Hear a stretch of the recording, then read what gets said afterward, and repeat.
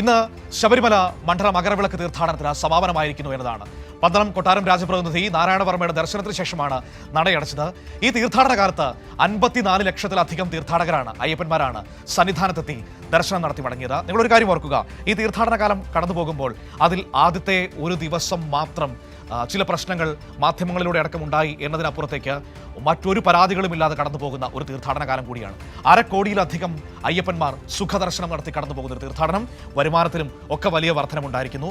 അങ്ങനെ ഭംഗിയായി കടന്നു പോവുകയാണ്.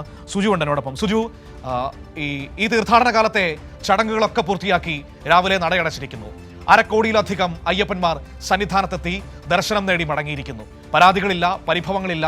മനോഹരമായ തീർത്ഥാടന കാലം കടന്നു പോകുന്നു.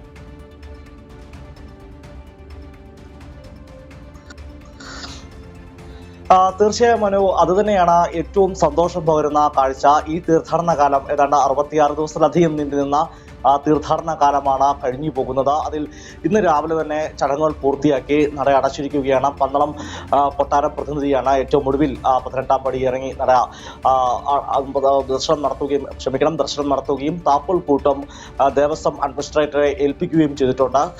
മാസപൂജയ്ക്കായുള്ള പണക്കിഴിയും നൽകിയ ശേഷമാണ് പന്തളം കൊട്ടാരം പ്രതിനിധി തിരികെ പോയിരിക്കുന്നത്. അതിനു മുമ്പായി തന്നെ തിരുവാഭരണ ഘോഷയാത്ര സംഘം തിരികെ അതിൻ്റെ യാത്രയും ആരംഭിക്കുകയും ചെയ്തിരിക്കുന്നു. ശ്രാമ്പിക്കൽ കൊട്ടാരത്തിലേക്കുള്ള യാത്രയാണ് ഇപ്പോൾ അത് തിരികെ യാത്ര നടത്തിയിരിക്കുന്നത്. മനു സൂചിപ്പിച്ചു തന്നെയാണ് ഏറ്റവും പ്രധാനപ്പെട്ട കാര്യം. ഇന്ന് മണ്ഡല മകരവിളക്ക് തീർത്ഥാടന കാലത്ത് വലിയ പരാതികൾ ഉണ്ടായിട്ടില്ല. ആദ്യ ദിവസങ്ങളിൽ ചില തിരക്കുമായി അനുബന്ധിച്ച് മാത്രം ചില പരാതികൾ ഉണ്ടായിട്ടുണ്ടെന്നുള്ള വസ്തുതയാണ്. എന്നാൽ പിന്നീട് ഒരു ഘട്ടത്തിലും ഒരു പരാതി ആർക്കും തന്നെ ചൂണ്ടിക്കാട്ടാൻ സാധിച്ചില്ല. അതും 1/2 കോടിയിലധികം 54 ലക്ഷത്തിലധികം തീർത്ഥാടകർ, കഴിഞ്ഞ വർഷത്തേക്കാൾ ഏതാണ്ട് 1 ലക്ഷത്തിലധികം തീർത്ഥാടകരുടെ വർധനവും ഈ മണ്ഡല മകരവിളക്ക് തീർത്ഥാടന കാലത്ത് ഉണ്ടായി എന്ന് ശ്രദ്ധേയമാണ്. ഇവിടെ എങ്ങനെയാണ് ഇത്തരത്തിൽ ഒരു തീർത്ഥാടകർക്ക് സുഖദർശനം ഒരുക്കാൻ സർക്കാരിന് സാധിച്ചു എന്നതാണ് പരിശോധിക്കേണ്ടത്. അത്തരം പരിശോധനയിലേക്ക് എത്തുമ്പോൾ മന്ത്രി VN വാസവന്റെ പേരിലേക്ക് നമ്മൾ എത്തേണ്ടതായിട്ടുണ്ട്. കാരണം മന്ത്രി VN വാസവന്റെ അധ്യക്ഷതയിൽ വിവിധ ഇടങ്ങളിൽ ഇടത്താവളങ്ങൾ ഉൾപ്പെടെയുള്ള സ്ഥലങ്ങളിൽ കൃത്യമായ ഇടവേളകളിൽ അവലോകന യോഗം ചേർന്നു. മുഖ്യമന്ത്രിയുടെ അധ്യക്ഷതയും യോഗങ്ങൾ ചേർന്നിരുന്നു. പിന്നീട് മുൻ പ്രസിഡന്റായിരിക്കുന്ന PS പ്രശാന്തിന്റെ നേതൃത്വത്തിൽ നടത്തിയ ഒരുക്കങ്ങളെല്ലാം ഫലവത്തായി എന്ന് തന്നെയാണ് പറയേണ്ടത്. പിന്നീട് പുതിയ ദേവസ്വം ബോർഡ് ഭരണസമിതി ചുമതലയേൽക്കുന്നു. K. ജയകുമാർ നേതൃത്വത്തിലുള്ള ഭരണസമിതിയും ഈ കാര്യത്തിൽ ഏറ്റവും മികവ് കാട്ടി. ആ ഭരണസമിതി നേതൃത്വത്തിലാണ് നട തുറന്ന ശേഷം ഈ നട തുറക്കുന്നത് പോലും പുതിയ ഭരണസമിതിയുടെ സാന്നിധ്യത്തിലായിരുന്നു, അല്ലെങ്കിൽ അവരുടെ കാലഘട്ടത്തിലാണ്. ആ ഘട്ടത്തിലെല്ലാം തന്നെ ഭംഗിയായി മുമ്പോട്ട് പോയി.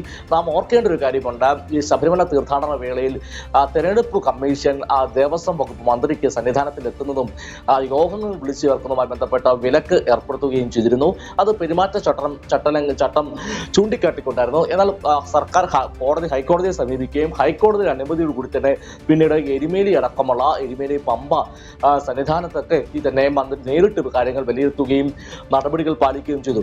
അതിൽ നമ്മൾ പ്രത്യേകം ശ്രദ്ധിക്കേണ്ടത് ശരണപാതയിൽ എല്ലായിടത്തും ഇടത്താവളങ്ങളിലായിക്കോട്ടെ, എരുമേലി, ഏറ്റുമാനൂർ, പത്തനംതിട്ട തുടങ്ങിയ എല്ലാ പന്തളത്ത് അങ്ങനെ ശബരിമല സന്നിധാനത്ത് മാത്രമല്ല തീർത്ഥാടനവുമായി ബന്ധപ്പെട്ട പ്രധാന സ്ഥലങ്ങളിലെല്ലാം തന്നെ തീർത്ഥാടകർക്ക് എല്ലാ സൗകര്യങ്ങളും ഒരുക്കി കൊടുത്തു എന്നത് പ്രധാനപ്പെട്ട കാര്യമാണ്.